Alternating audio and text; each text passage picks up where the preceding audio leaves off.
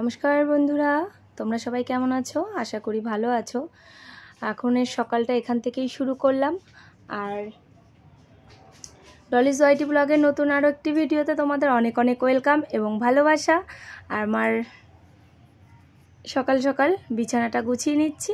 সকালবেলাও সবাই উঠে গেছে, আমিও এখন বিছানাটা গুছিয়ে নিচ্ছি। আর মানে আমার হাজব্যান্ড তো এখন সকাল করেই উঠতে হয়, গাড়ি নিয়ে যেতে হয়, তো সকাল করেই উঠে। তো এখন আমি আগে বিছানাটা গুছিয়ে নিই। বিছানাটা গুছিয়ে পাপানকেও দিয়ে দিয়েছিলাম। এদিক দিয়ে পাপানকে মানে মুখ টুক ধুয়ে এদিক দিয়ে পাপানকে জল বিস্কুট দিয়েছি, পাপান খেয়ে নিয়েছে। আর আমি এদিক দিয়ে বিছানাটা গুছিয়ে নিচ্ছি। তো বিছানাটা না দেখো আবার হচ্ছে কি সমস্যা, বেড কভারটা হচ্ছে সাদা সাদা বেড কভার। মানে বুঝতে পারছো, ঘরে একটা বাচ্চা আছে, কয়দিন আমি পেতে রাখতে পারবো বেড কভারটা? আমি 2 থেকে 3 দিন রাখতে পারি বেড কভারটা ভালোভাবে, জোর করে তাও। তারপরে এই তুলে ফেলতে হয়। মানে বেড কভারটা এত নোংরা হয়ে যায় না, সাদা জিনিস তো অল্প একটু নোংরা হলেই না মনে হয় কি যে কত নোংরা হয়ে গেছে। আর একটুখানি পায়ের ছাপ পড়লেই ব্যাস গেল। তো এই বেড কভার আর বেশি দিন পেতে রাখা যায় না, কিন্তু ভালো লাগে। কিন্তু দেখো বেড কভারটা মানে সুন্দর করে গুছিয়ে রাখলে না সুন্দর সুন্দর লাগে। তো দেখো বেড কভারটা গুছিয়ে নিয়েছি। আর হচ্ছে নিচের যেগুলো রেখেছিলাম, মানে খাটের ওপরে যেগুলো ছিল, মানে আমি না ভাবি আলমারি তোমাদেরকে একদিন শেয়ার করব। আলমারিটা আমি যতবার গুছিয়ে রাখি ততবারই যেন উলটপালট হয়ে যায়। এবার মনে করি কি যে আলমারিটা আর উলটপালট করব না, সুন্দর করে গুছিয়ে নেব, গুছিয়ে রাখবো, আর উলটপালট করব না। কিন্তু কি বলবো, আবার সেই হয়ে যায়। এরকমটা কাদের সাথে হয় আমাকে কিন্তু কমেন্টে জানাবে। এই দেখো আমার খাটটা কত সুন্দর লাগছে না বলো? যে মানে সুন্দর করে গুছানো, এরকম গোছানো থাকলে, এই যে গুছিয়ে রেখেছি তো একটু পরেই শেষ, একটু পরেই আমার পাপান এসে এই উঠবে, লাফাবে, খেলবে, ব্যাস হয়ে গেল। এরকমই চলে, আর আমি বেশিক্ষণ রাখতে পারি না গুছিয়ে। তো এই দেখো এখন আমি ঘরটা মুছিয়ে নেবো। আমি একটু জলের মধ্যে লাইজল দিয়ে দিয়েছি। কত কাজ না সকালবেলা, একই কাজ দেখো।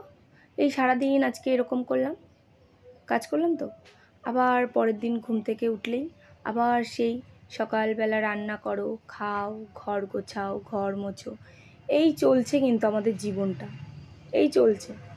আর কোথাও কখনো যদি অল্প একটু বাইরে বেরো না হলে নেই, এই এরকমই আমাদের জীবন। তো ঘরটা পরিষ্কার করে নিচ্ছি। আর আমাদের ঘরের মধ্যে না মানে সাইড দিয়ে পিঁপড়ে এত মাটি তুলেছে কি বলবো। তো ওইগুলো ঝাড় দিয়ে আগে ফেলে নিয়েছি, অনেক মাটি তুলেছে। তো এই দেখো তারপর আমি সকালের খাবার করতে চলে গেছি ঘরটা মুছে। তো চলে গেছিলাম নুডলস করব। নুডলস বলতে মানে এইগুলো হচ্ছে বাংলাদেশ থেকে দিয়েছিল আমার দিদি, বাংলাদেশ থেকে পাঠিয়েছে। কারণ আমার বর তো গেছিলো বাংলাদেশে, আমার মাও তো বাংলাদেশ গেছে। তোমাদের সাথে তো বলাই হয়নি, আমার মা বাংলাদেশ গেছে জানো, আমাকে রেখে, আমার পাপানকে রেখে। যাই হোক, আমার এখানে বলতে কেউই নেই, এখানে সবই আমার বাংলাদেশে, আমার মামার বাড়ি, মাসির বাড়ি সব। তা আমি এটা নুডলস করতে করতে ও বাজারে গেছিলো, বাজার থেকে এই দেখো সবজি বাজার করে নিয়ে এসেছে। মানে একটা আমাকে তো জিজ্ঞাসা করবে যে কি আছে না আছে বা কি আনবো না আনবো, কোনো কিচ্ছু না, কোনো কিছু জিজ্ঞাসা করেনি। ঘরে শশা আছে, আবার শশা নিয়ে এসছে। তারপরে ঘরে ঝিঙে আছে, আবার ঝিঙে নিয়ে এসছে। এই দুটো জিনিস ছিল, দুটো জিনিস নিয়ে এসছে। তাহলে আমি আগে ওইগুলো শেষ করি তারপরে আনি, না ওই রকম হবে না। তো নিয়ে এসে উচ্ছেও ছিল, উচ্ছেও বোধহয় 3টে না 4টে ছিল ফ্রিজে, আবার উচ্ছেও নিয়ে এসছে।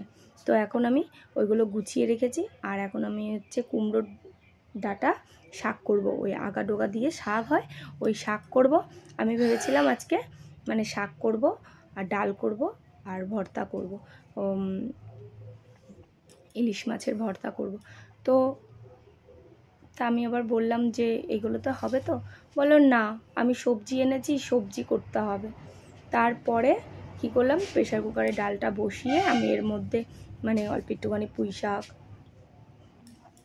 অল্প একটু আলু, ঝিঙে, তারপরে হচ্ছে তোমার আর কি দিলাম, আর কুমড়ো, অর্ধেকটা কুমড়ো দিয়ে তাড়াতাড়ি করে মানে রান্নাটা করে নিলাম। তো আর সেদিনের রান্নাটা না অনেক দেরি হয়ে গেছিলো। আর আর অল্প একটু দই ছিল, দইটাও খেয়ে নিলাম, অল্প একটু ফ্রিজে ছিল।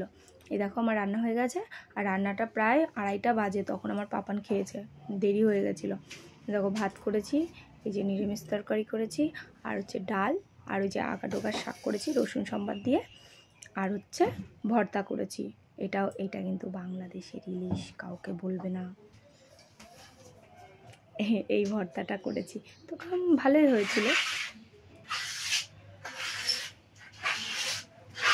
তো সকাল এই দুপুরবেলা খাওয়া দাওয়া করে তো অল্প একটু রেস্ট নিয়েছিলাম।